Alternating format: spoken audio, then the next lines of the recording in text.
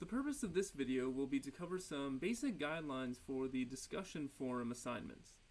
So you can see that we're on the Moodle page for this course, and the first thing I want to do is take a look at the syllabus to show you where you can see when the discussion forum assignments will be due. Now, if you already watched the syllabus overview video, which is explanation 1, which you should have watched by this point, then you know that there are 10 discussion forums throughout the course of the semester, and each is worth 20 points, and that will be 25% of your total grade. So the first place to look is, in terms of finding out when are the discussion forums due, is let's go to the course schedule, and let's just take a look at week 1. So you'll notice under assignments it says discussion forum 1, your first post is due on September 3rd, that's a Thursday at the end of the day, and your response post is due on Sunday, September 6th at the end of the day. And this will be the general format for every single discussion forum. The first post you have to do will be due on Thursday of that week, and the response post will be due by Sunday of that week. Okay, and so you can see that for week 1 you've just got one discussion forum, but for other weeks you'll have 2, right? So in week 2 you've got discussion forums 2 and 3, and for week 3 discussion forums 4 and 5, etc. And notice even when you have 2 discussion forums in a week, you still have to do 2 posts per discussion forum, right? So you would have a first post and response post due for discussion forum 2, and a first post and response post due for discussion forum 3, etc. Each forum requires you to make at least 2 posts. And in a moment I'm going to explain what is the difference between these posts. But in general, that's what you're looking for in terms of due dates. Okay, so let's go back up to the brief discussion of this assignment on the syllabus. And let's just first say a few things about the purpose of the assignment. As I also mentioned in the syllabus video, the basic purpose of this assignment is to give us the opportunity to interact with each other and discuss philosophical material. So you should have already done the reading and watched many of the lecture videos, and then you'll come to the discussion, and I will have a prompt for everyone to respond to that targets some very important points from that week's lessons, and we will all collaborate and discuss together. Now, the first thing to say is that just as a general rule of how to make discussion go as smoothly as possible, we're really going to want to focus on, because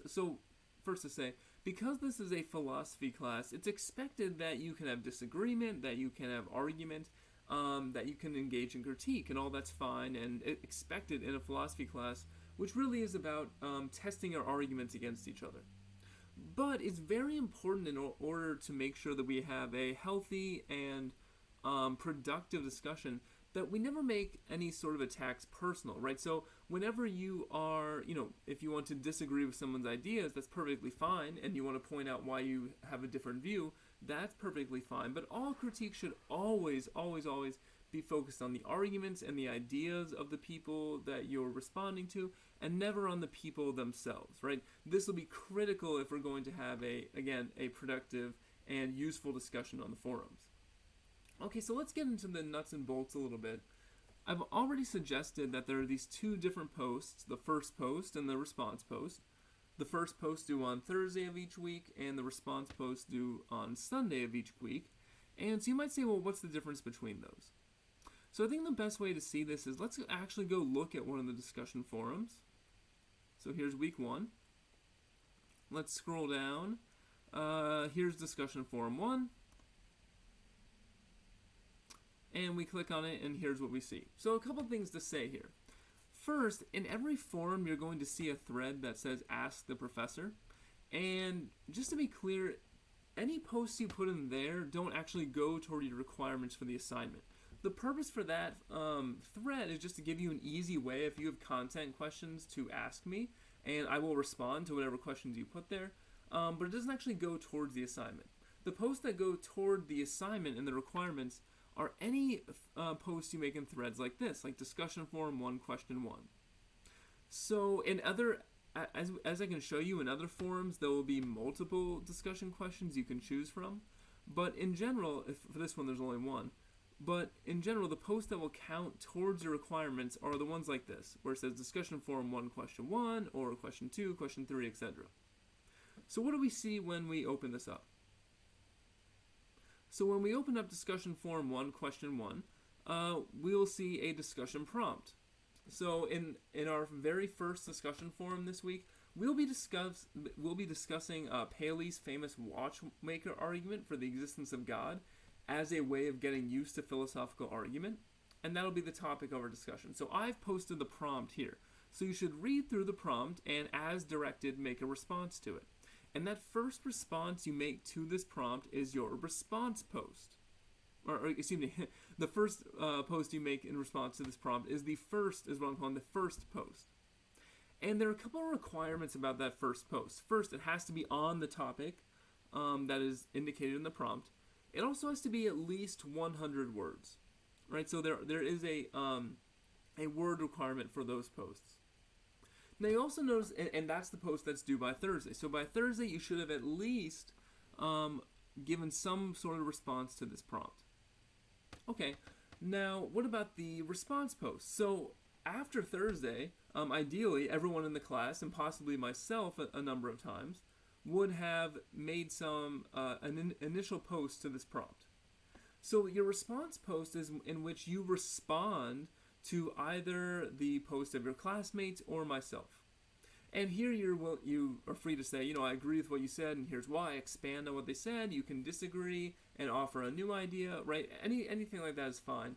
And for the response post, there's no technical word requirement. Really, what I want to see with that is just that I want to see everyone in the class reading each other's posts, thinking about what other people are saying, and really engaging with what your classmates and myself have to say. Because I think we learn most not just from watching the lecture videos, but also when we really collaborate together and help each other think through the ideas. Okay, so that's the basic format of the assignment. Now, I want to also point you to another discussion forum to show you how some look a little different. So let's go to week 2, and I think week 2 we have an example of what I'm looking for. Let's try discussion forum 2. Okay, good. Here we go. So you'll see in discussion forum 2 there are two discussion threads. We have discussion forum 2 question 1 and discussion forum 2 question 2. So you might ask, well, okay, do I have to respond to both of those? And the answer is no, right? So for discussion forum 2, you only have to make you're only required to make one first post and one response post. And of course you're welcome to do more, and I encourage you if you would like to enter into more discussion. And as I'll explain, those are the sorts of things I consider in terms of extra credit. But you're only required to actually respond to one of the threads. So you'll notice that in each of these threads, there is a different discussion prompt. So here's one of them.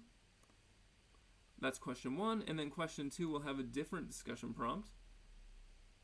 And so the idea is you can choose which one of those you want to respond to. And again, you can respond to both if you want. That's perfectly fine. I encourage it. But you're only required to respond to one question per discussion forum.